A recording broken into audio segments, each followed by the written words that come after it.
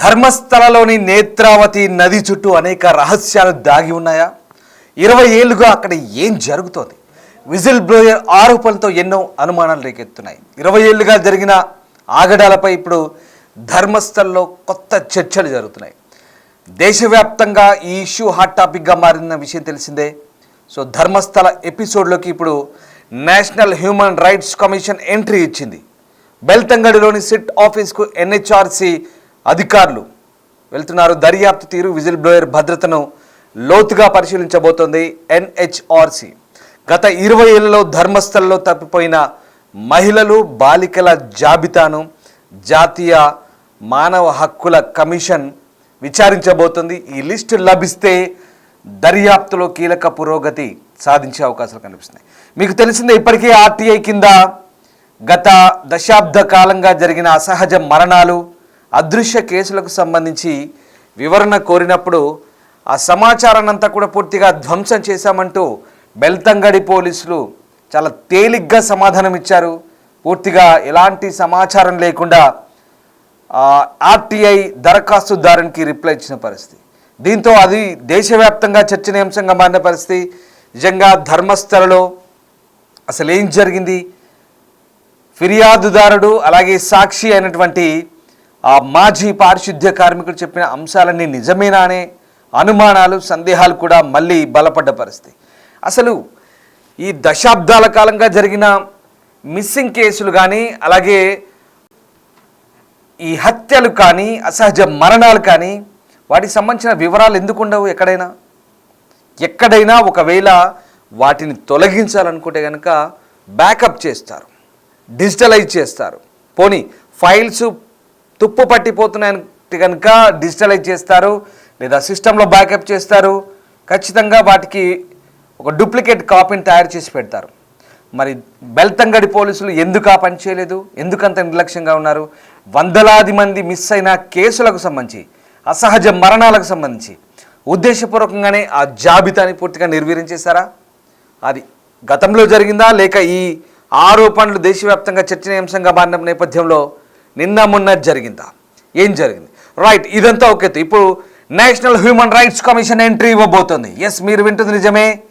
Breaking news చూస్తున్నాము big TV screen పైన. National human rights commission ఇప్పుడు తాజాగా ఈ ఇష్యూలోకి ఎంటర్ కాబోతుంది. ప్రధానంగా మహిళలు, బాలికల జాబితాను ఎన్హెచ్ఆర్సీ కోరబోతోంది. ఎన్హెచ్ఆర్సీ కనుక ఎంట్రీ ఇస్తే ఖచ్చితంగా ఇక అక్కడ ఉన్నటువంటి అధికార యంత్రాంగం అంతా పరుగులు పెట్టాల్సిందే. దాంతోపాటు కర్ణాటక ప్రభుత్వం కూడా ఖచ్చితంగా స్పందించాల్సిన పరిస్థితి కనబడుతుంది. అంటే దశాబ్దాల కాలంగా జరిగిన ఈ అరాచకాలు ఏదైతే ఉన్నాయో, అంటే ఇవి ఆరోపణలుగానే ప్రస్తుతం మనం పరిగణిస్తున్నాం. ఈ ఆరోపణలకు సరైన ఆధారాలు ఉన్నాయా లేవా? నిజంగా మహిళలు, బాలికలకు సంబంధించిన జాబితా ఎక్కడికి పోయినారు? ఆ మిస్సింగ్ జాబితా ఏంది?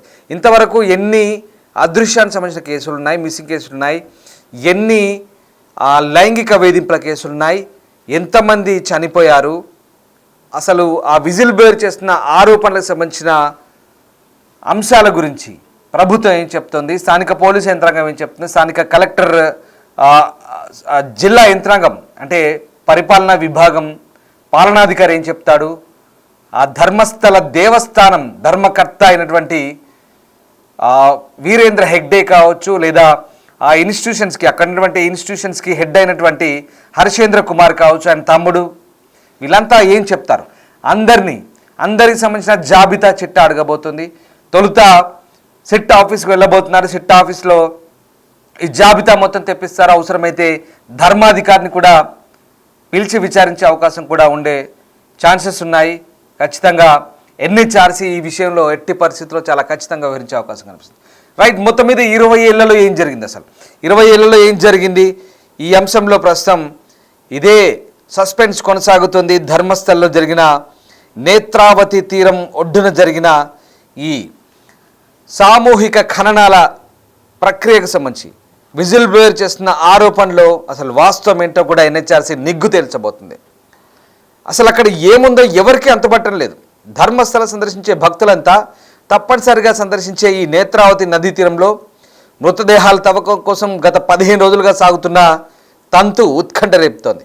వానకాలంలో గలగల పారే ఒడ్డున నది ఒడ్డున ఇప్పుడు నివురు కప్పిన నిప్పుల పరిస్థితి ఉందంటే ఎందుకు ఈ పరిస్థితి అనేది ఒక్కసారి దేశమంతా కూడా చర్చ జరుగుతుంది. ఎందుకంటే ప్రత్యేక దర్యాప్తు బృందం ప్రస్తుతం అక్కడ ఇప్పటికే శోధిస్తోంది. అయినా ఎట్లాంటి ఫలితం లేదు. 6-10 స్థానాల్లో మాత్రమే కొన్ని ఎముకలు, ఒక అస్థిపంజరం దొరికినట్టుగా చెప్పారు. ఆ తర్వాత మళ్ళీ తవ్వకాలు కొనసాగించారు. అదనంగా బిజిల్ బేర్ చెప్పిన స్థలాల కంటే ఇంకా అదనంగా మరిన్ని స్థలాల్లో కూడా తవ్వకాలు చేశారు. అయినప్పటికీ కూడా పెద్దగా పురోగతి లేదు. జీపీఆర్ వాడమన్నారు, కానీ జీపీఆర్ కూడా ఎక్కడ వాడలేదు. సో ఉన్నట్టుండి అక్కడి నుంచి బాహుబలి బెట్ట ఆ ప్రాంతంలో కూడా తాను పాతి పెట్టానని చెప్పాడు. సో బాహుబలి బెట్ట ప్రాంతంలో కూడా తవ్వకాలు జరిపారు. అక్కడ ఎలాంటి ఆనవాళ్ళు లేవు. సో మొత్తం మీద ధర్మస్థల ప్రవేశ ద్వారం దగ్గర కూడా ఉన్నటువంటి బాహుబలి విగ్రహం దగ్గర ఆ రత్నగిరి బెట్ట పక్కన 200 మీటర్ల దూరంలో శోధించిన అక్కడ ఏం దొరకలేదు. సో మొత్తం మీద అంటే ఇక్కడ చాలామంది, ఒకరు కాదు ఇద్దరు కాదు, నేను మళ్ళీ ఇదే చెప్తున్నాను మీకు, చాలామంది శ్రమిస్తున్నారు ఇక్కడ. అక్కడ లోకల్ అడ్మినిస్ట్రేటివ్ ఆఫీసర్, లోకల్ అంటే రెవెన్యూ, అటవీ శాఖ, ఫోరెన్సిక్, మెడికల్ టీమ్స్, చాలామంది ఎంతమంది శ్రమిస్తున్నప్పటికి కూడా సరైన ఆధారాలు లభించట్లేదు. విజిల్ బ్లోయర్ చెప్తున్న అంశాల వారీగా ప్రస్తుతం ఆ ప్రాంతానంతా కూడా జల్లెడ పడుతున్న పరిస్థితి. హిటాచీలు వాడుతున్నారు, మాన్యువల్గా కార్మికులతో తవ్విస్తున్నారు. తర్వాత అంటే ఆ భీమన్న ఎవరైతే ఉన్నాడో పారిశుద్ధ్య కార్మికుడు, ఆయన చెప్పిన ప్రతి అంశాన్ని కూడా ఇక్కడ కాదు అంటే అక్కడ, అక్కడ కాదు అంటే అక్కడ, ఇంకో చోటుకి వెళ్దామని ఇంకో చోట, ఎక్కడికి వెళ్ళమంటే అక్కడ. అదిగో చూడండి ఆ ముసుగు వ్యక్తి ఆ భీమన్న.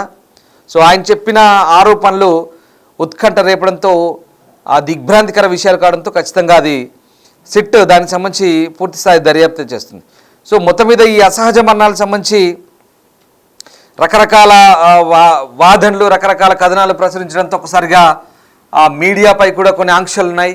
సో ఆ ఆంక్షలపై మళ్ళీ యూట్యూబ్ ఛానళ్ళు మళ్ళీ హైకోర్టుకి ఎక్కడంతో దాన్ని కొట్టిపారేశారు. మళ్ళీ ఆ పిటిషనర్ ఎవరైతే ఉన్నారో హరిశ్చంద్ర కుమార్ హెగ్డే సోదరుడు, ఆయన మళ్ళీ సుప్రీంకోర్టుకి వెళ్తే అక్కడ చుక్కెదురైంది. సో మొత్తం మీద అంటే ఈ అసహజ మరణాలకు సంబంధించి ఇప్పుడు మత ఘర్షణ రెచ్చగొట్టేలా వ్యాఖ్యలు చేసిన ఆరోపణలపై ఇప్పుడు వసంత్ గలియార్ అనే వ్యక్తిపై మళ్ళీ బెల్తంగడి స్టేషన్లో కేసు అయితే నమోదైంది. యూట్యూబర్లపై జరిగిన దాడికి ఈ వసంత్ చేసిన వ్యాఖ్యలే కారణమని ఫిర్యాదు అందింది.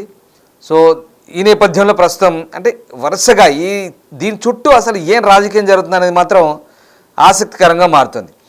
అంటే ఈ దక్షిణ కన్నడ జిల్లాలో 2.5 ఏళ్ల పాటు దాదాపు ఈ ప్రస్తుతానికైతే ఈ కాంగ్రెస్ ప్రభుత్వం ఉంది. సో ఈ కాంగ్రెస్ ప్రభుత్వంలో చాలా పకడ్బందీగా శాంతి భద్రతల అంశంలో వ్యవహరిస్తున్నామని చెప్తున్న నేపథ్యంలో ఒకసారిగా ప్రత్యేక దర్యాప్తు బృందం ఏర్పాటు చేశారు. డీజీ నేతృత్వంలో సెట్ ఏర్పాటు చేశారు. ఐపీఎస్ ర్యాంక్ అధికారులని 4 ఇన్వెస్టిగేషన్ ఆఫీసర్లుగా పెట్టారు. దాంట్లో అన్ని విభాగాల అధికారులు ఉన్నారు. సో మరేంటి ఇప్పుడు ఈ అంశం అంతా కూడా ఒక్కసారిగా చర్చనీయాంశంగా మారుతున్న పరిస్థితి. ఓవైపు ధర్మస్థల తవ్వకాల అంశంలో ప్రభుత్వం చాలా సీరియస్గా వ్యవహరిస్తున్న, మరోవైపు కర్ణాటకలో రకరకాల రాజకీయ పరిణామాలు, ఇవన్నీ కూడా కర్ణాటక రాజ్యాన్ని కుదిపేస్తున్న నేపథ్యంలో ప్రస్తుతం ధర్మస్థల తవ్వకాల సంబంధించి అయితే ప్రభుత్వం ఎక్కడా తగ్గట్లేదని చెప్తుంది. తాము మాత్రం రాజకీయపరమైన అంశాలు, మిగతా ప్రభుత్వానికి సంబంధించిన అంశాలు ఎట్లా ఉన్నా తాము మాత్రం ఎక్కడా తగ్గేది లేదని చెప్తున్న పరిస్థితి. సో మొత్తం మీద ధర్మస్థల్లో ఇప్పుడు ఈ నేషనల్ హ్యూమన్ రైట్స్ కమిషన్ కనుక ఎంటర్ అయితే కనుక నిజంగా పరిస్థితులు ఏ రకంగా ఉంటాయని మాత్రం ఆసక్తికరంగా మారబోతుంది. సో ఇప్పుడు ఆ పరిస్థితులకు సంబంధించి నేషనల్ హ్యూమన్ రైట్స్ వ్యవహరించే తీరుపైన ఇప్పుడు సర్వత్రా ఆసక్తి కనబడుతుంది. ముఖ్యంగా అన్ని లిస్టులు అడగబోతున్నారు ఎన్హెచ్ఆర్సీ వాళ్ళు. మహిళలది, బాలికలది, అక్కడ జరిగిన కేసులకు సంబంధించి 1995 నుంచి 2014 వరకు ఏం జరిగింది, దాని తర్వాత ఇప్పటి వరకు ఏం జరిగింది, ఎవరెవరు ఆఫీసర్లు ఉన్నారు, ఆ సందర్భాల్లో పాలనాధికారులు ఎవరున్నారు, పోలీస్ యంత్రాంగం ఎవరున్నారు, వాళ్ళ హయాంలో తీసుకున్న చర్యలు ఏంటి, ఇవన్నీ మొత్తం బయటికి లాగుతారు. కంప్లీట్గా ఎన్హెచ్ఆర్సీ అనేది ఒక స్వతంత్ర దర్యాప్తు సంస్థ కాబట్టి ఖచ్చితంగా వాళ్ళ దర్యాప్తులో వాళ్ళకి కావాల్సిన అంశాలని ఆధారాలు సేకరించే పనిలో చాలా స్ట్రిక్ట్గా ఉంటారు. ఎందుకంటే ఎన్హెచ్ఆర్సీ ఆదేశిస్తే ఒక జ్యుడిషియరీ సంస్థ కాబట్టి, రాజ్యాంగబద్ధమైన ఒక న్యాయబద్ధమైన సంస్థ కాబట్టి ఖచ్చితంగా వాళ్ళకు సమాధానం చెప్పాల్సిందే, వాళ్ళ సందేహాలన్నింటినీ కూడా తీర్చాల్సిందే. ఇక్కడ కాంప్రమైజ్ అయినా ఎన్హెచ్ఆర్సీ ఖచ్చితంగా చర్యలకు సిఫారసు చేస్తుంది. సో ఇది మొత్తం మీద చాలా ఉత్కంఠ రేపుతుంది, మరొకసారి ఆసక్తి రేపుతుంది, ఇంట్రెస్టింగ్గా ఉండబోతుంది. చూడాలి ఎన్హెచ్ఆర్సీ మళ్ళీ ఎలాంటి ఆధారాలు అడుగుతుంది, ఎలాంటి డీటెయిల్స్ కావాలని కోరుతుంది, దానికి సిట్ అధికారులు ఏం చెప్పబోతున్నారు, కర్ణాటక ప్రభుత్వ యంత్రాంగం ఎలా స్పందించబోతుందని మాత్రం ఇంట్రెస్టింగ్గా ఉండబోతుంది. ఒకవేళ ఎన్హెచ్ఆర్సీకి తగిన ఆధారాలు లభ్యమైతే కనుక ఈ 20 ఏళ్లలో ఏం జరిగిందో అన్ని అంశాలు బట్టబయలే ఛాన్స్ కనిపిస్తోంది.